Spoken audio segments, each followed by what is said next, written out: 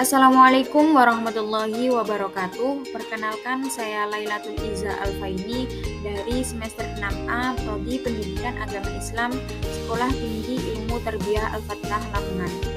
Video ini dibuat guna untuk memenuhi tugas mata kuliah Etika Profesi Keguruan yang diampu oleh Yang Terhormat Bapak Nurdi SAG MPD, dan tak lupa saya hormati pula segenap sivitas akademika Sekolah Tinggi Ilmu Tarbiyah Al-Fatlah Lamongan. Di video kali ini akan menjelaskan tentang pembelajaran aktif, kreatif, efektif, dan menyenangkan atau PAKEM. Yang pertama, kita akan membahas tentang pengertian PAKEM. PAKEM singkatan dari pembelajaran aktif, kreatif, efektif, dan menyenangkan. PAKEM adalah sebuah pendekatan yang memungkinkan peserta didik mengerjakan kegiatan beragam untuk mengembangkan keterampilan, sikap, dan pemahamannya dengan penekanan belajar sambil bekerja.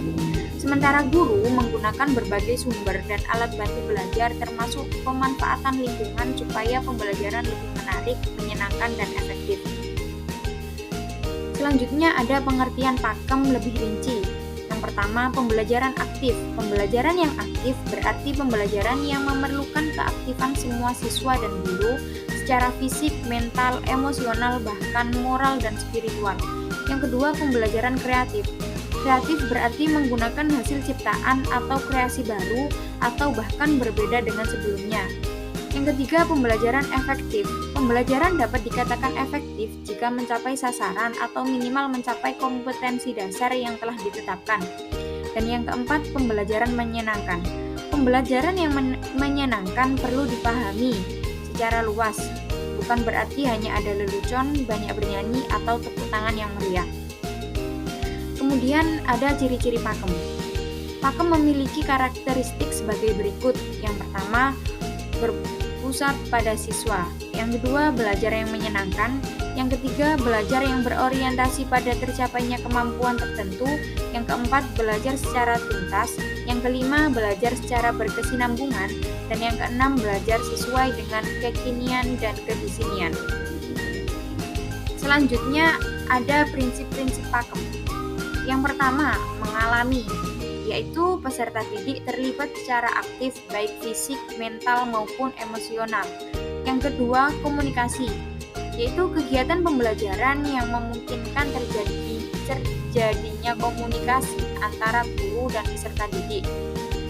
Yang ketiga, interaksi, yaitu kegiatan pembelajarannya memungkinkan terjadinya interaksi multi arah.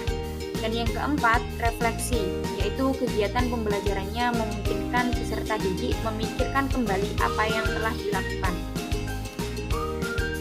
Selanjutnya, ada hal-hal yang perlu diperhatikan dalam implementasi strategi PAKEM. Yang pertama, memahami sifat yang dimiliki siswa. Yang kedua, memahami perkembangan kecerdasan siswa. Yang ketiga, mengenal siswa secara perorangan. Yang keempat, memanfaatkan perilaku siswa dalam perorganisasian belajar. Yang kelima, mengembangkan kemampuan berpikir kritis, kreatif, dan kemampuan memecahkan masalah. Yang keenam, mengembangkan ruang kelas sebagai lingkungan belajar yang menarik ruang. Yang ketujuh, memanfaatkan lingkungan sebagai sumber belajar. Yang kedelapan, memberikan umpan balik yang baik untuk meningkatkan kegiatan belajar. Dan yang terakhir, membedakan antara aktif fisik dengan aktif mental. Sekian presentasi dari saya, semoga bermanfaat bagi kita semua. Assalamualaikum warahmatullahi wabarakatuh.